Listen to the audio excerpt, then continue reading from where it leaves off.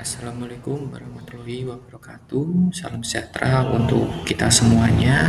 Kembali lagi kita bertemu di dalam pembelajaran PPKN secara online.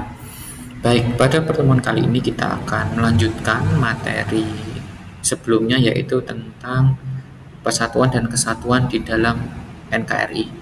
Jika di pertemuan sebelumnya kalian sudah belajar tentang konsepsi atau pengertian dari persatuan dan kesatuan, serta kalian juga sudah belajar tentang apa kaitan antara Budi Utomo dan juga Sumpah Pemuda di dalam munculnya persatuan dan kesatuan di Indonesia, serta prinsip-prinsip apa saja yang perlu dipegang untuk menjaga persatuan dan kesatuan di Indonesia. Dan untuk di pertemuan kali ini kita akan membahas tentang bagaimana pewujudan persatuan kesatuan itu di dalam kehidupan berbangsa dan bernegara di Indonesia.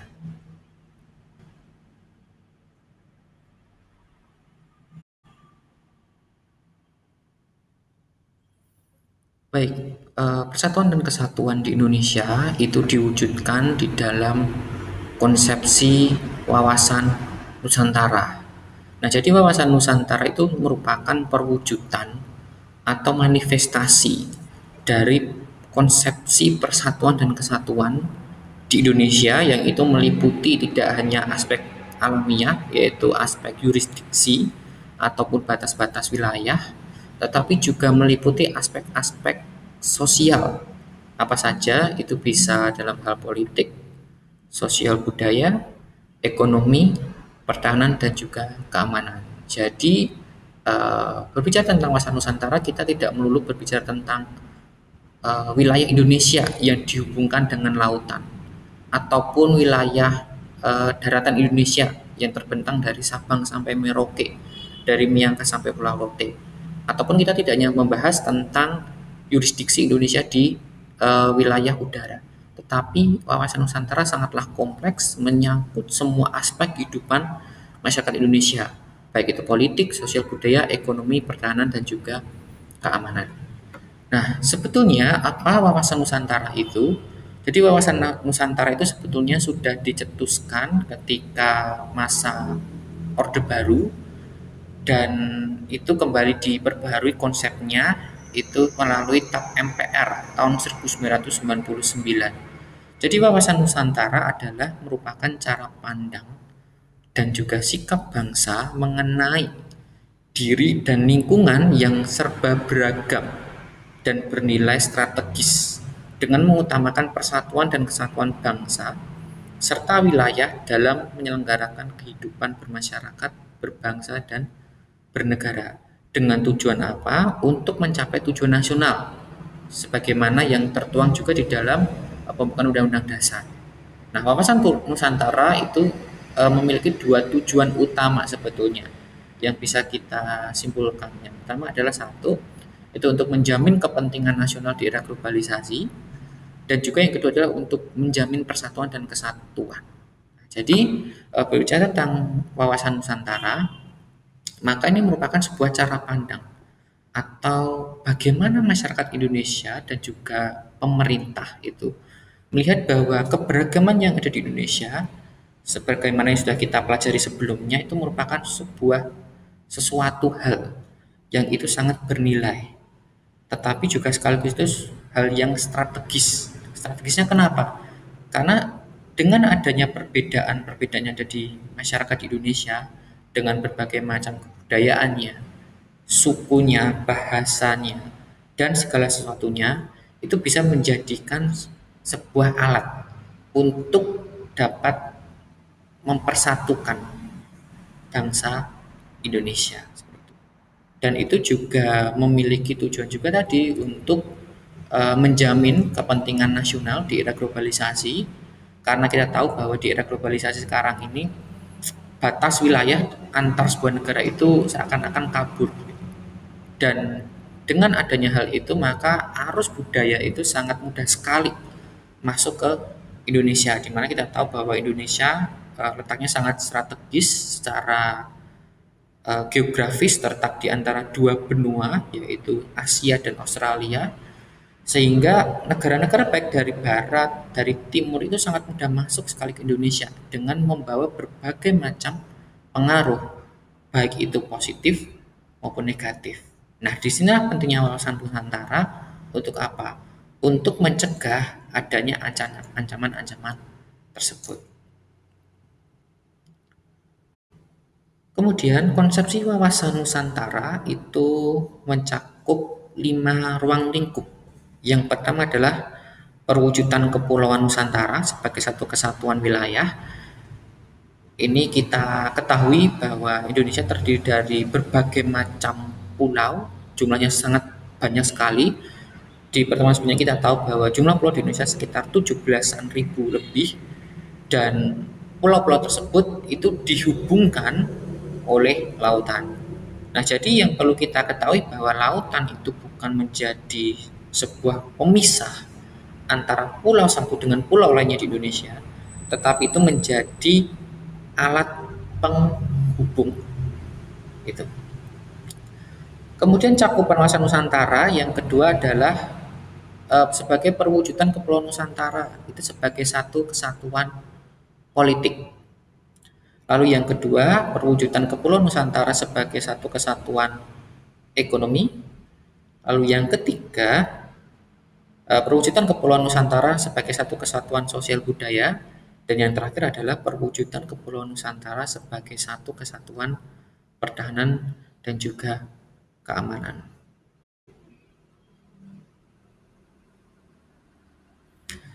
Perwujudan Kepulauan Nusantara sebagai satu kesatuan politik itu dapat kita tarik, itu ada 7 poin.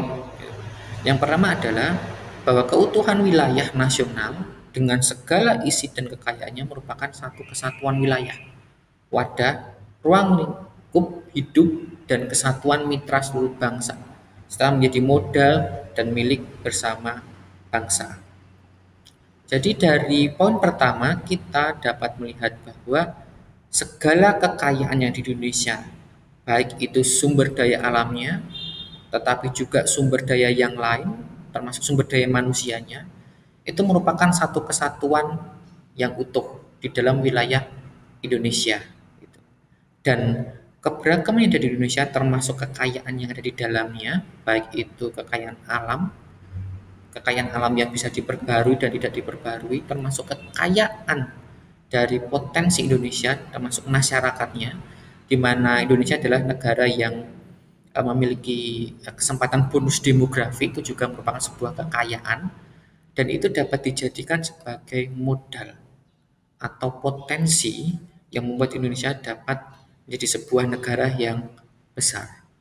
Beberapa studi dari Lembaga Ekonomi Dunia itu menyebutkan bahwa Indonesia itu dapat berpotensi menjadi negara yang besar dengan kekuatan ekonomi yang besar. Itu terwujud dengan apa? Terwujud dari Indonesia yang sudah masuk sekarang di dalam komunitas G20 atau G20.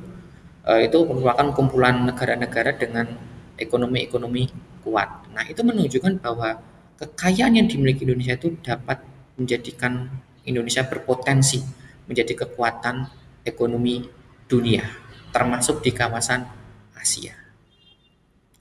Lalu yang kedua, Indonesia itu juga terdiri dari berbagai suku, agama, dan kepercayaan terhadap Tuhan Yang Maha Esa. Ini merupakan satu kesatuan yang bulat, dalam arti yang seluas-luasnya. Jadi dari sini kita dapat mengerti dan memahami bahwa keberagaman suku, agama, dan kepercayaan di Indonesia itu merupakan sebuah entitas atau sebuah realitas yang itu tidak bisa kita pungkiri. Dan itu wajib apa? Wajib kita hormati satu dengan lainnya dengan saling menjaga toleransi. Lalu yang ketiga, secara psikologis bangsa Indonesia itu harus merasa satu. Nah, jadi di sini pentingnya apa? Adanya rasa, adanya sikap, perilaku untuk mau menjaga persatuan, senasib sepenanggungan, sebangsa dan setanah air, serta mempunyai satu tekad dalam mencapai cita-cita bangsa. Sikap seperti ini itu sebenarnya sudah tercermin ketika lahirnya Budi Utomo dan tidak ditindaklanjuti melalui peristiwa Sumpah Pemuda 28 Oktober 1928, di mana para pemuda pada saat itu menyatakan mereka adalah satu kesatuan yang utuh. Mereka tidak eh, terdiri dari berbagai macam suku bangsa yang berdiri sendiri, tetapi mereka memiliki komitmen untuk melebur menjadi satu.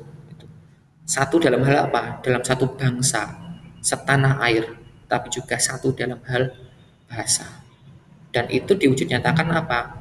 Untuk melawan penjajah melalui cara pergerakan, khususnya melalui organisasi-organisasi yang ada. Nah, kita sebagai generasi muda, apalagi kalian siswa, saya harap eh, sikap ataupun semangat dari para generasi muda pada peristiwa Sumpah Pemuda itu juga kita hidupi sekarang ini. Apalagi di tengah tantangan zaman sekarang ini, di mana konflik-konflik itu banyak sekali terjadi di Indonesia atas dasar sentimen agama, sentimen kesukuan, golongan seperti itu. Nah, untuk itu perlu kita untuk mengembalikan semangat persatuan kesatuan yang sudah ada ketika tahun 28 itu kita hidupi di masa sekarang. Kemudian yang poin keempat adalah bahwa Pancasila adalah satu-satunya falsafah serta ideologi bangsa dan negara yang melandasi, membimbing dan mengarahkan bangsa menuju tujuannya. Ini juga menjadi hal yang penting. Kenapa? Karena banyak juga sekali kelompok-kelompok yang itu berusaha untuk menggantikan ideologi Pancasila dengan ideologi yang mereka yakini itu paling tepat.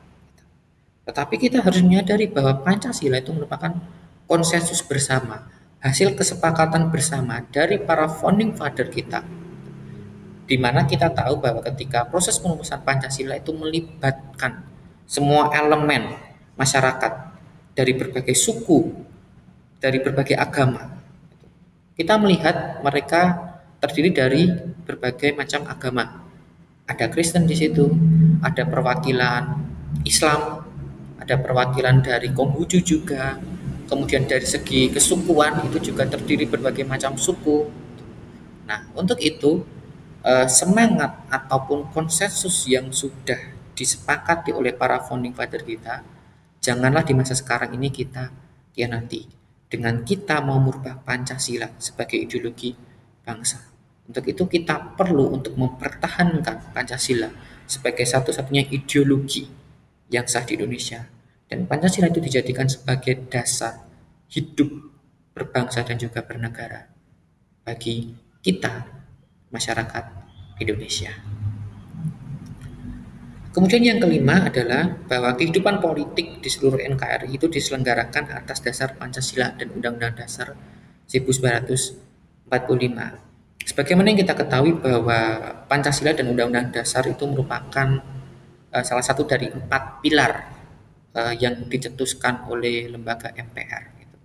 Dan kita harus juga meyakini dan juga menyadari bahwa seluruh kehidupan masyarakat Indonesia di NKRI dalam kehidupan berbangsa, bernegara, tapi juga di dalam kehidupan politik itu harus didasarkan atas Pancasila dan juga Undang-Undang Dasar.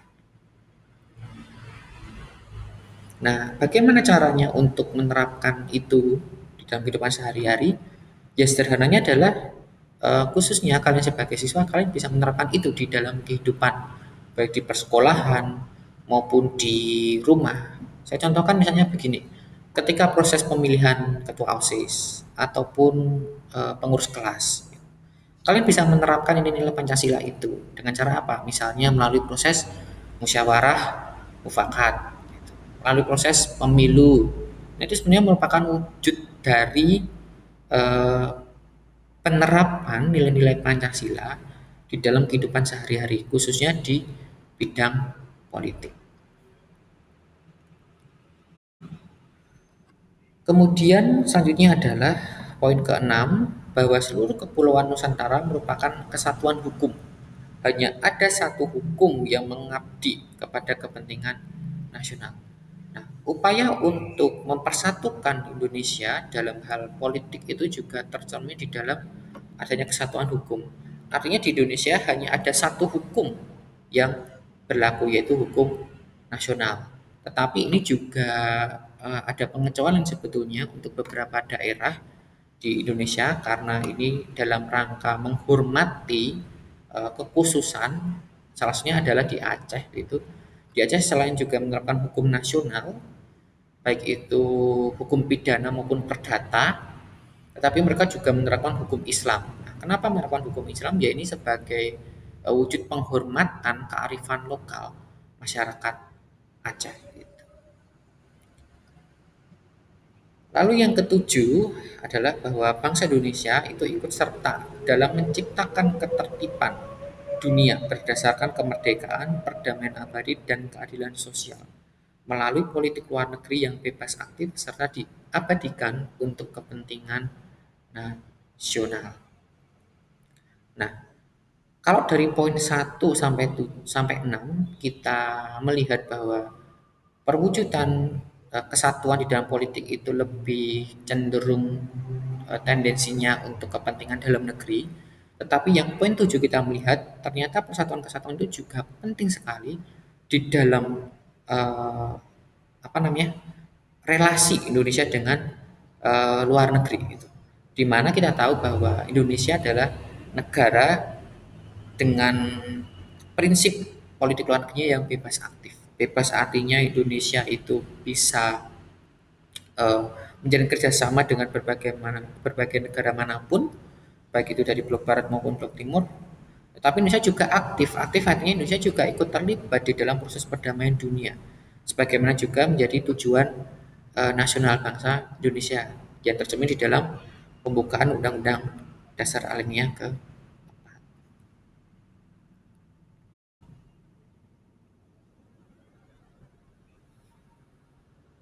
Kemudian selanjutnya perwujudan persatuan dan kesatuan itu juga tercermin juga di dalam bidang ekonomi. Di sini ada 3 poin penting. Yang pertama adalah kekayaan wilayah NKRI baik potensi maupun efektif adalah modal dan milik bersama bangsa. Keperluan hidup sehari-hari harus tersedia merata di seluruh wilayah tanah air. Jadi di poin pertama ini kita dapat menarik kesimpulan ataupun memahami bahwa segala kekayaan yang ada di Indonesia yang itu dapat dijadikan sebagai potensi ekonomi itu harus dimanfaatkan secara bersama-sama untuk kepentingan seluruh masyarakat Indonesia. Nah, ini sebenarnya sudah tertuang juga di dalam konstitusi bahwa bumi, air, dan segala kekayaan yang ada di dalamnya itu dikelola oleh negara dan dimanfaatkan sebesar-besarnya untuk kemakmuran masyarakat Indonesia. Jadi kekayaan yang ada itu harus dimanfaatkan untuk apa? Untuk kekayaan Indonesia, bukan untuk kepentingan segelintir orang, bukan untuk kepentingan politik pemerintah semata, tetapi itu harus dimanfaatkan sebesar-besarnya untuk eh, kemakmuran rakyat Indonesia. Nah, itu adalah seharusnya, tetapi tidak dipungkiri bahwa ini juga masih menjadi permasalahan gitu, di mana beberapa kekayaan alam itu justru dimanfaatkan oleh segelintir orang untuk kepentingan pribadi, untuk kepentingan eh, pengusaha seperti itu yang bertendensi pada paham ataupun ideologi kapitalis, bukan untuk ekonomi kerakyatan. Lalu yang kedua adalah perkembangan ekonomi harus serasi dan seimbang di seluruh daerah tanpa meninggalkan ciri khas yang dimiliki oleh daerah-daerah dalam mengembangkan ekonominya. Yang kedua ini lebih kepada distribusi yang merata di semua daerah. Artinya bahwa pembangunan ekonomi itu harus merata. Kalau kita tilik ke belakang, kebanyakan pembangunan itu hanya fokus di Pulau Jawa, sehingga muncul yang namanya stigma bahwa pembangunan itu hanya tersentral di Jawa atau Jawa sentris. Pembangunan banyak sekali dikebut di Jawa, sedangkan di daerah-daerah luar Jawa seperti Kalimantan, Sulawesi, Sumatera, bahkan Papua dan juga wilayah timur Indonesia kurang tersentuh pembangunan. Tetapi bersyukur sekali di era sekarang ini, pembangunan saya rasa dan saya lihat sudah cukup merata. Pembangunan jalan sudah dikebut di berbagai daerah di luar Jawa dengan adanya jalan Trans Sumatera, kemudian Trans Papua. Itu menunjukkan bahwa pembangunan ekonomi infrastruktur itu sudah merata di wilayah di Indonesia seperti itu. Dan itu bertujuan untuk apa? Bertujuan untuk memberikan akses khususnya kepada daerah-daerah terpencil untuk dapat menikmati pembangunan sehingga ekonomi itu dapat merata. Kemudian poin yang ketiga adalah bahwa perekonomian di NKRI itu merupakan satu kesatuan ekonomi yang diselenggarakan sebagai usaha bersama berdasarkan asas kekeluargaan dan ditunjukkan bagi kemakmuran rakyat. Nah, yang ketiga ini adalah asas yang dipegang di dalam perekonomian Indonesia, yaitu berdasarkan asas kekeluargaan. Asas kekeluargaan itu artinya apa? Bahwa ekonomi itu diselenggarakan yaitu atas dasar kekeluargaan, bukan untuk kepentingan satu orang, kepentingan kelompok tertentu, tapi untuk kepentingan semua anggotanya. Nah, asas kekeluargaan itu sebetulnya tercermin sekali di dalam bidang usaha yang berbentuk koperasi. Entah koperasi di perkotaan, koperasi di desa, seperti unit koperasi desa itu merupakan wujud dari penerapan asas ekonomi Indonesia, yaitu berdasarkan asas kekeluargaan. Jadi anggota-anggota di dalam bidang usaha tersebut berusaha ditingkatkan untuk perekonomiannya, kesejahteraannya, dan untuk kemakmuran dari para anggotanya. Dan saya rasa koperasi ini harus sekali ditingkatkan di era sekarang ini, gitu.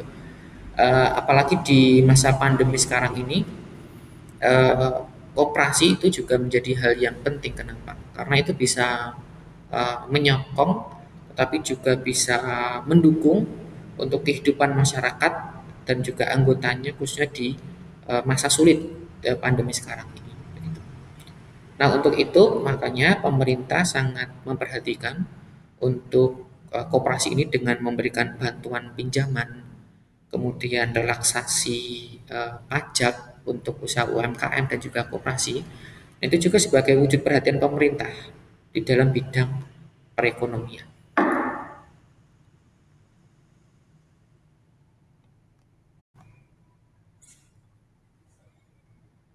Kemudian selanjutnya adalah perwujudan Kepulauan Nusantara sebagai satu kesatuan sosial budaya.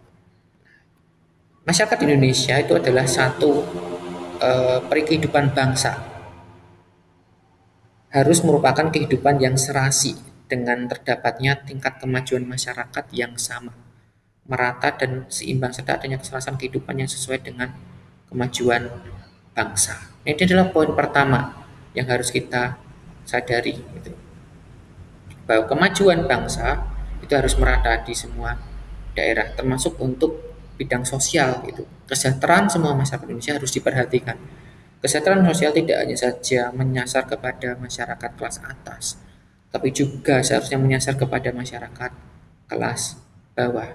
Sehingga pemerintah juga sudah menggelontorkan berbagai kebijakan-kebijakan, tapi juga alokasi dana untuk kesejahteraan masyarakat kelas bawah. Adanya KIS, itu pelindungan kesehatan untuk masyarakat miskin, kemudian ada dana BOS, kemudian ada bantuan UMKM. Itu sebenarnya merupakan wujud dari pemerataan kesejahteraan sosial bagi masyarakat Indonesia, seperti itu.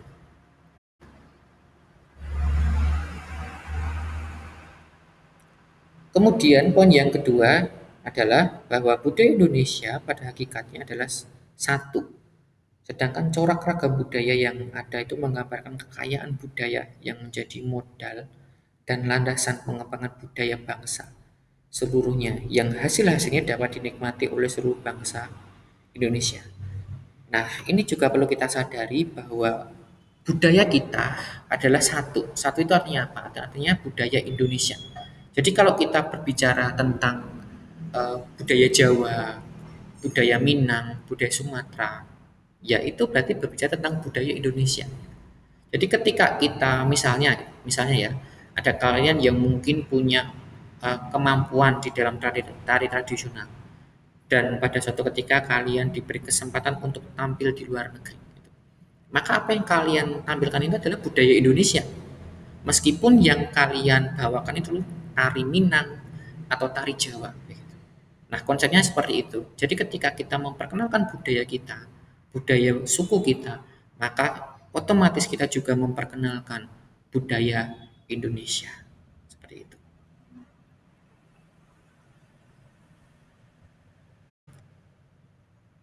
Lalu selanjutnya adalah perwujudan Kepulauan Nusantara sebagai satu kesatuan pertahanan dan juga keamanan. Ada dua hal penting yang harus kita sadari, bahwa ancaman terhadap satu daerah pada hakikatnya itu merupakan ancaman bagi seluruh bangsa dan negara. Artinya seperti ini. Jadi ketika ada satu daerah di Indonesia yang itu mendapat ancaman, baik itu ancaman dari luar maupun dari dalam, harus kita sadari bahwa itu sudah mengancam seluruh wilayah Indonesia. Sebut saja yang saat ini sedang hangat-hangatnya, yaitu ancaman tentang terorisme, ancaman tentang separatisme, kelompok Papua yang ada di Intan Jaya dan Ausibil juga begitu. Nah, kita harus menyadari bahwa ancaman terorisme di Indonesia, ancaman separatisme di Papua itu tidak hanya saja mengancam daerah Papua atau daerah yang disasar oleh teroris, tetapi kita harus menyadari bahwa itu sudah mengancam seluruh wilayah di Indonesia, sehingga itu perlu mendapat perhatian tidak hanya saja oleh pemerintah daerah, tetapi oleh seluruh masyarakat Indonesia, terkhususnya adalah pemerintah dari pusat.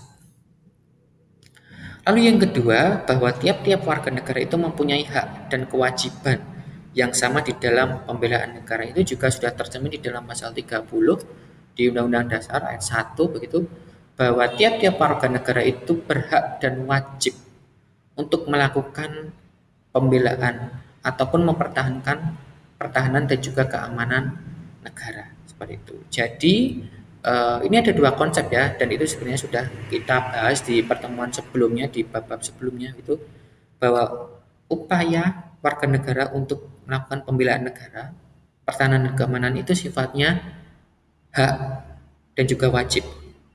Hak itu artinya apa? Hak itu berarti ya warga negara bisa menggunakan haknya itu. Artinya kalau ada warga negara yang ingin ikut di dalam upaya pembelaan negara, ya maka negara itu wajib memfasilitasi. Makanya di tahun-tahun ini itu dari Kementerian Pertahanan mencanangkan adanya upaya bela negara, yaitu dengan membuka komponen cadangan.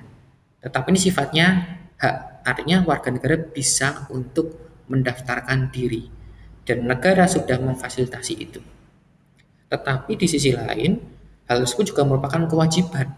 Kewajiban artinya ketika negara meminta warga negaranya untuk ikut misalnya berperang gitu ya, tetapi jangan sampai Indonesia terjadi perang itu, maka warga negara wajib untuk ikut terjun di dalam medan perang gitu. Dan tidak boleh untuk menolak karena itu sifatnya wajib. Jadi itu perlu dipahami bahwa upaya pertahanan keamanan bagi warga negara itu sifatnya hak, tetapi juga bisa berupa kewajiban.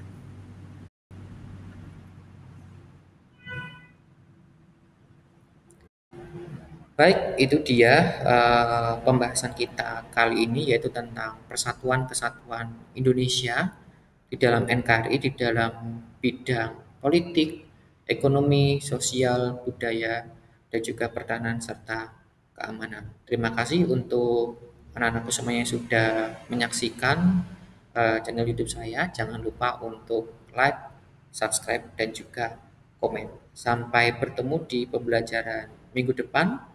Wassalamualaikum warahmatullahi